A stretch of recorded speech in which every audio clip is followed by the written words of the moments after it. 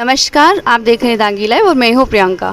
आज नवरात्रि का नवमी का दिन है और नवरात्रि पर्व जैसे जैसे चलता आया है वैसे वैसे हमने आपको कई जगह की माता जी के दर्शन करवाए हैं।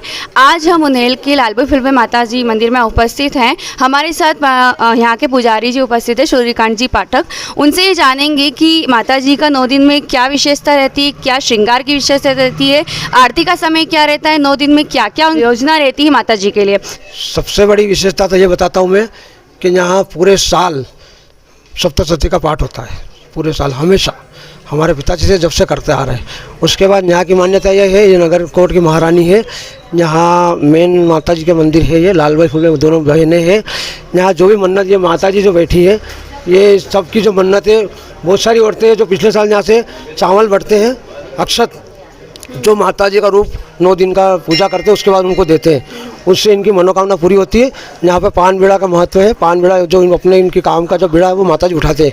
उसके बाद शेर को घुंघरू पहनाते हैं और उनको माता जी से शेर को कहते हैं कि भैया हमारे माता जी को बिठा के लाना तो हमारी मन्नत पूरी हो जाती है। ये विशेषता है। 9 दिन यहाँ पर आरती होती है, सुबह 5 बजे से 5:30 बजे, शाम को 8:30 से 9 बजे तक।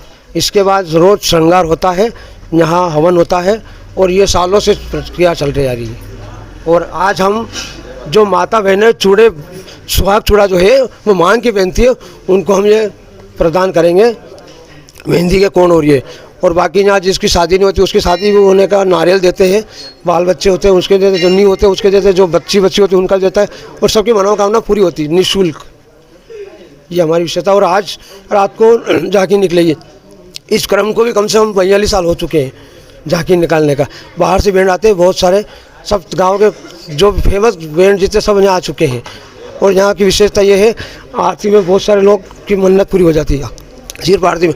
और जो नियमित आता है तो भी उसकी मन्नत पूरी हो जाती है। यहाँ की भभूति का भी चमत्कार है। और किसी को बाधा रहती है हवा, उसका भी निवारण होता है, जल नहीं डाली जाती है, भभूति से भी होता है। पंडित जी, मैं आपसे ये जानना चाहूँगी कि जैसे कि माता जी के 9 दिन में क्या क्या रूप होते हैं, आप ज़रूर बताएं दर्शकों को।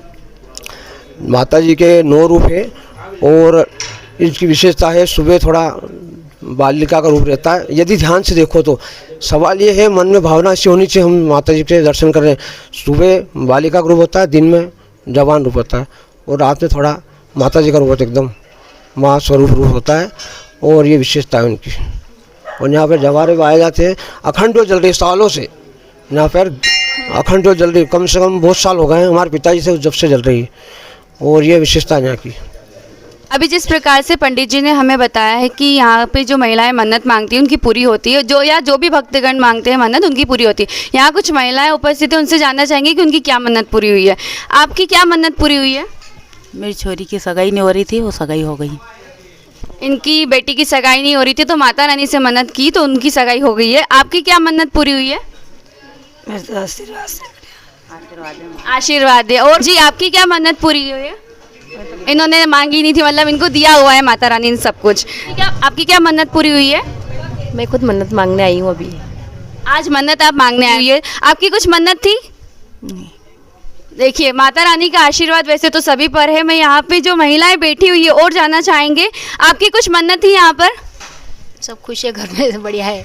देखिए, माता रानी का आशीर्वाद है सभी पर। माता रानी का ऐसे आशीर्वाद बना रहे। जो भी भक्तगण आए, महिलाएं ज़्यादा हैं जिनको इतना विश्वास रहता है माता रानी पे कि वो सारी मन्नतें पूरी कर